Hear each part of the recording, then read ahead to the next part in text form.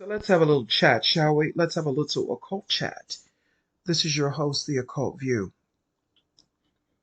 You all know I've been doing a lot of short videos because a lot of information comes through to me sometimes and things I want to say, and I think it's better formatted in a short video type of setting. But what I really wanted to talk about was a plethora of things. I want to first talk about how we live in a time now where people, it doesn't matter the age bracket, it can be old people, young people, it doesn't matter. But I'm going to stick with older people, 65 plus. We really don't have any elders anymore that embody wisdom. You know what I mean? We don't have that anymore for the most part.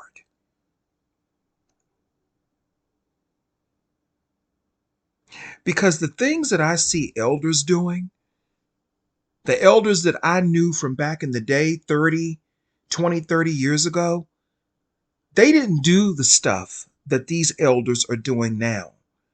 And the thing is that we are always taught, especially in the Black community, that we have to revere and respect elders.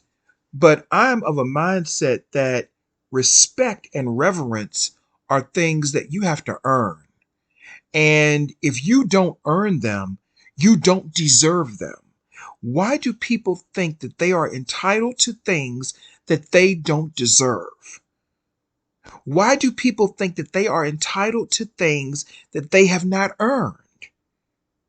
And a lot of these elders, a lot of them that I come in contact with, they don't deserve respect. They don't deserve it. They're nasty, they're combative, they're unreasonable, they're recalcitrant. They don't know how to live around people. A lot of them are on drugs. A lot of them are alcoholics, and they refuse to get their lives in order so that they won't be a problem to themselves or other people. But oftentimes their afflictions cause problems for the people that they live around. They have no respect for customs. They have no respect for culture. And then these are the same people that we are supposed to respect and revere. We're supposed to respect and revere this type of behavior.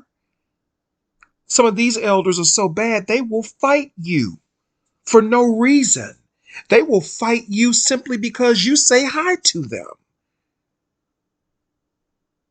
They will fight you or have a vendetta against you or try to do work on you simply because you may have had a minor disagreement with them.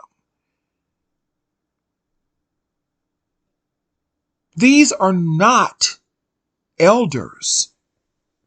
They may be old, but they're not elders.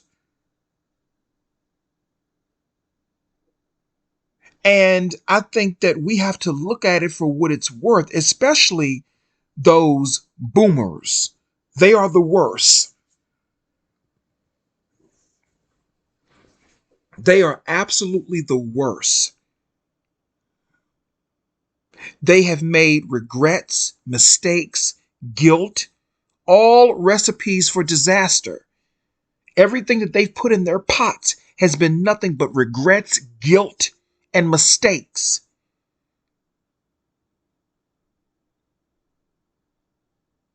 See, my great grandmother and my grandmother, they knew how to live. They were classy women. Whatever they did in their youth, they did it in their youth. But they were not 65 plus trying to compete with people in their 30s and their 40s and their 20s. Same thing with the men. They exuded a certain amount of elegance and respect and wisdom that a lot of these elders, they lack. But they want to reap the benefits of being an elder. Just because you're old doesn't make you an elder. It does not. An elder is someone who has wisdom. And from where I'm sitting in the world, I see that there's a lot of wisdom lacking in so-called elders. There is no use for old people. There's no use for old people, but there is a use for elders. Old people are troublesome. They are troubled and they're combative and they have issues. And they really don't offer any real purpose because old people find ways, and I'm not talking about in terms of chronological age. You got to look past you got to think about what I'm really saying here.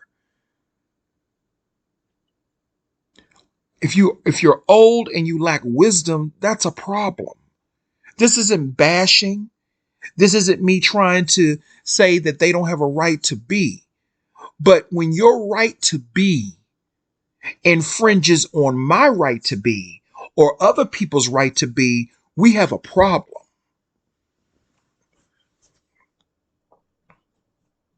We have a serious problem. Let me give you a prime example. I know these two women. They're lesbians. They recently got married. One of them was married to a man for many, many years.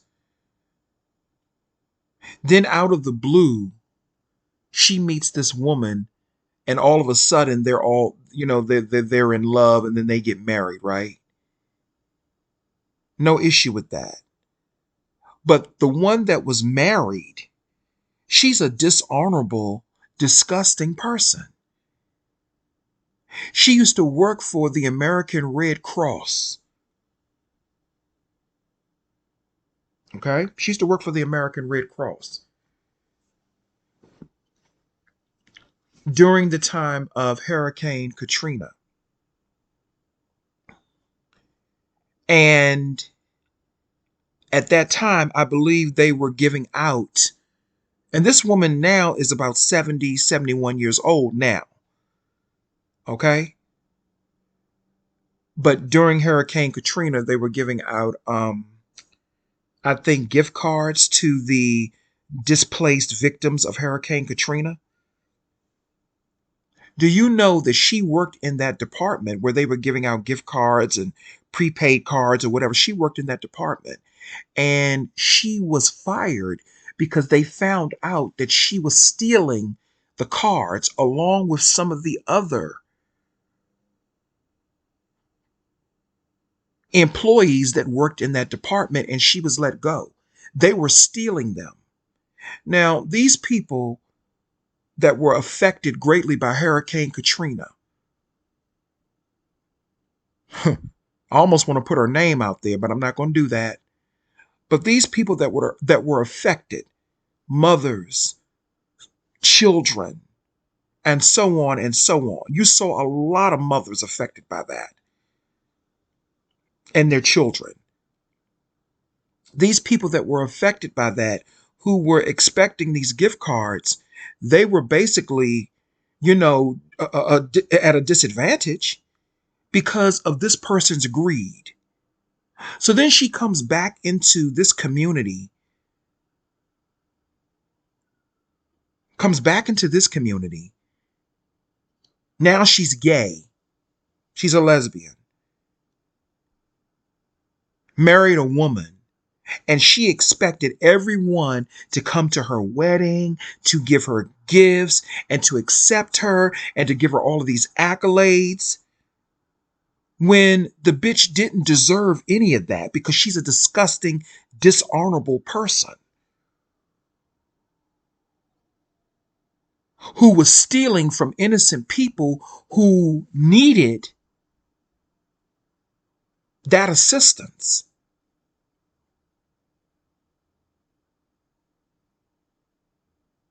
So that's what I'm saying when I say some of these elders who think that they are entitled to respect. They think they're entitled to all of these accolades, but look at their track record and look at the things that they've done.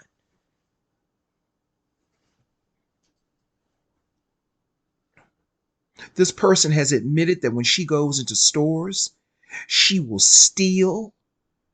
If she sees something that she likes, she will steal. And then on top of that, well, no, that's the other one that she's with. That's the one she married. That one has issues too. They both have issues. They both trauma bonded. There was no love there between them. I can tell. That's trauma bonding, as they call it. These people are in their 70s, late 60s, and this is what you're doing?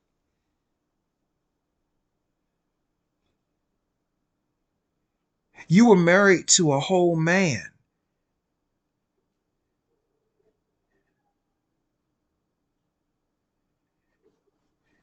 So that means you've been living a lie most of your life.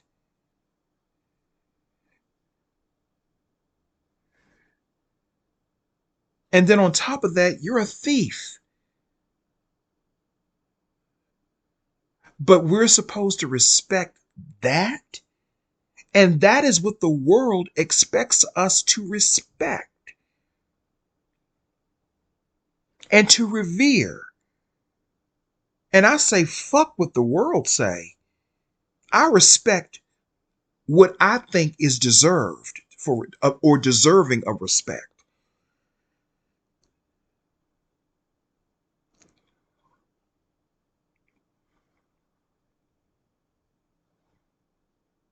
See, a lot of people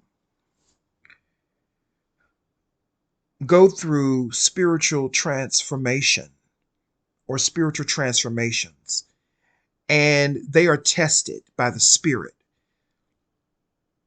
And they consciously choose to take a ignorant, darker path. And when I say darker, I'm not speaking in terms of wisdom or the black woman or divine darkness. No, I'm not talking about that. I'm talking about ignorance. Like this woman that I'm talking about right here. I'm talking about ignorance, entitlement.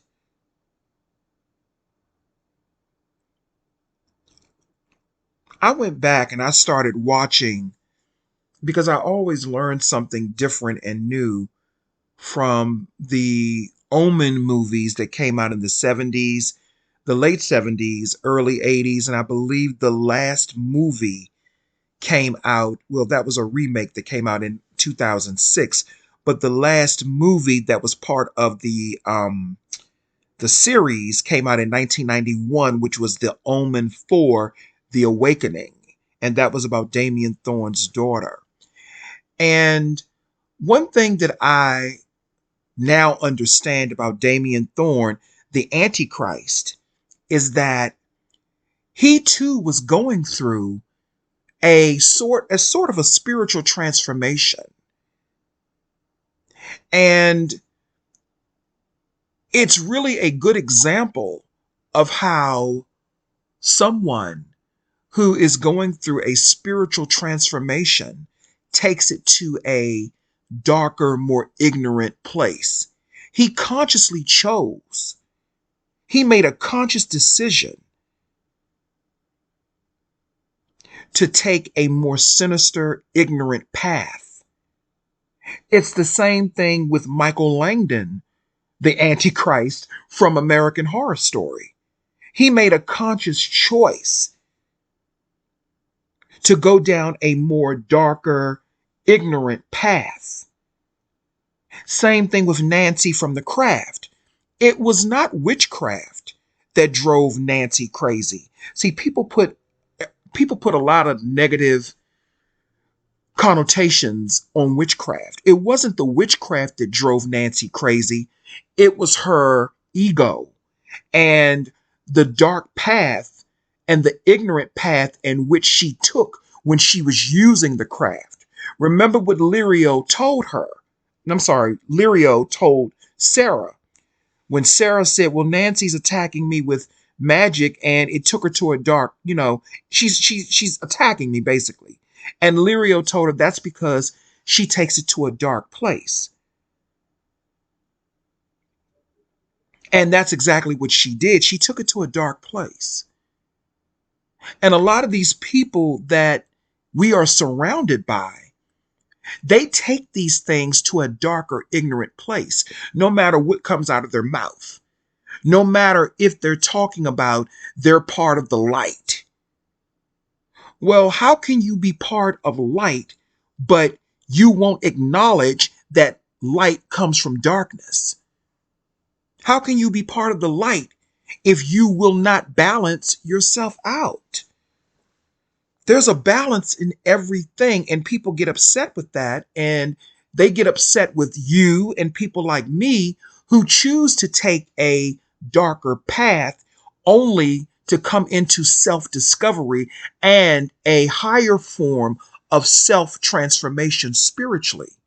See, they don't want you to go through that process because a lot of these people are entities or entity controlled, meaning they're controlled by different aspects or archetypes within their own essence. They're controlled by that, and anyone who seeks enlightenment or self-transformation spiritually, they will try to tear you down. If you notice in the Omen, anyone that tried to discover or find out what Damien really was, they would end up dead. And that was symbolic for people trying to find a certain amount of enlightenment. And it's indicative and it's symbolic of what people are doing today. Because you notice if you try to, or if you are on a certain spiritual path and you're trying to elevate spiritually, you will have people who will tell you, oh, you're doing this wrong, or you are, you shouldn't be doing this that way, even though you're not taking no food or money out of their pocket. Half of these motherfuckers don't have no food and money, to be honest with you, but that's another story. Um, I'm being a little petty. They will attack you. They will lie on you, all because you're on your own spiritual path, and all because they are afraid to go into the dark. Why? Why are we responsible for you being afraid of going into the dark recesses of your mind to see what you can pull out? Why are we responsible for that? So they promote and um they put out a lot of misinformation about sorcerers and witches and sorcery and magic. They put out a lot of misinformation about that. They instill fear in people and try to get people to be afraid to do their work. These are the real evils that in the world, if you ask me. This is evil. That is evil. That is evil. When people choose to take a darker, more ignorant path, that is usually an indication that these people are afraid of something. Remember, Damien Thorne was afraid of the Nazarene, of the Christ child in the Omen, the final conflict. He was afraid of those daggers. I think that they were called the daggers of Megiddo, because they could kill him. These people live in constant, perpetual fear.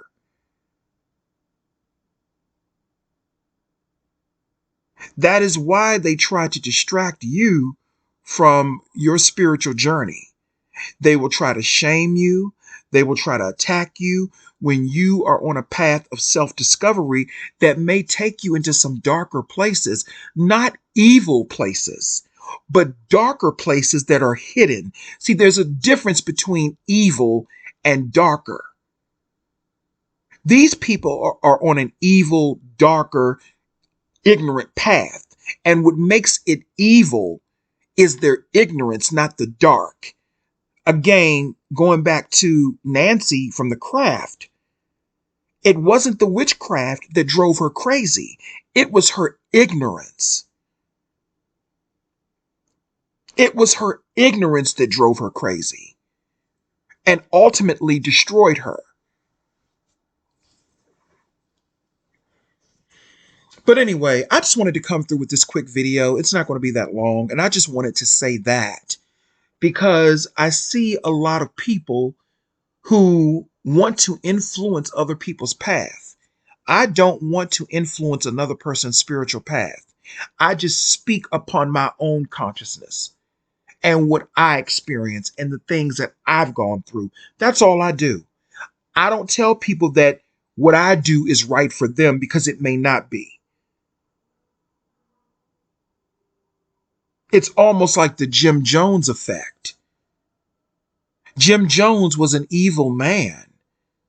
He was evil because he derailed a lot of people from their true spiritual path. And he threatened them with fear of Armageddon and nuclear war in order to manipulate them into following him into the jungles of Guyana, South America, where he ultimately murdered those people.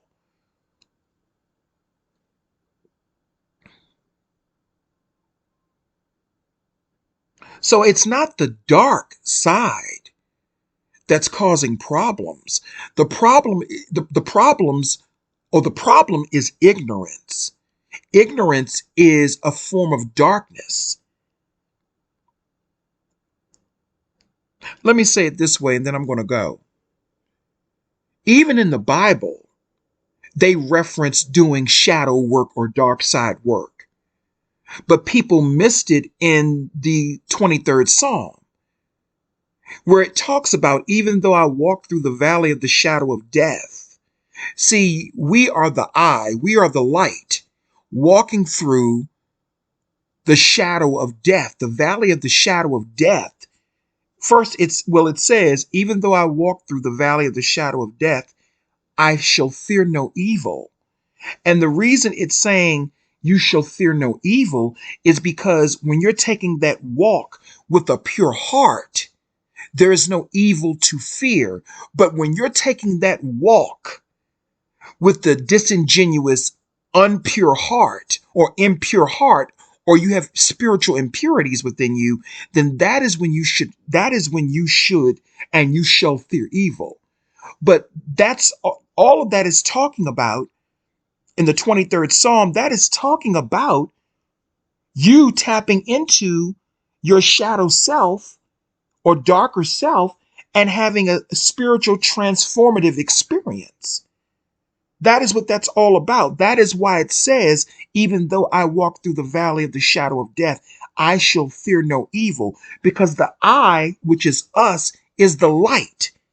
And it's the light that's trying to find the hidden darkness that we can connect to find balance.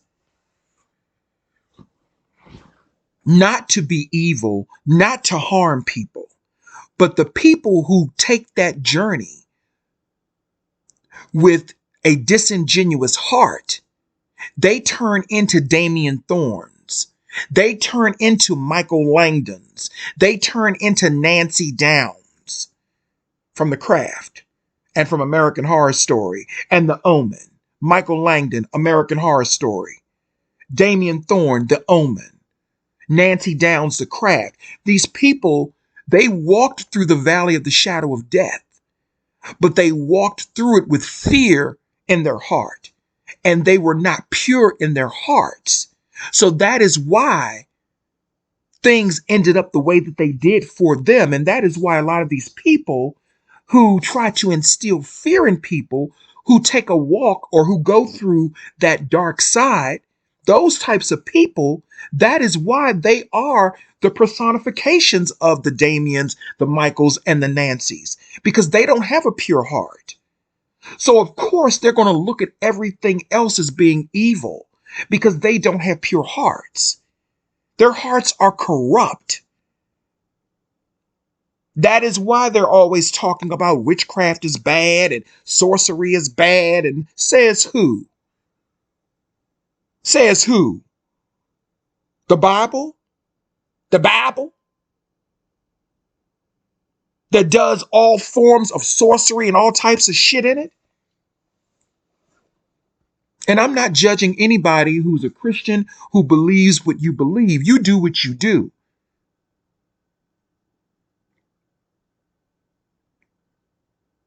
But when you get in the way, and I've said this many, many times, when you get in the way of other people's spiritual path, you are asking for trouble. Things did not end good for Damian Thorne. Things did not end good for Nancy. Things did not end good for Michael Langdon either. They did not.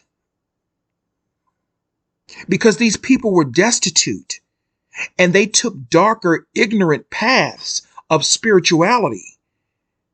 And they surely knew death. They surely knew death.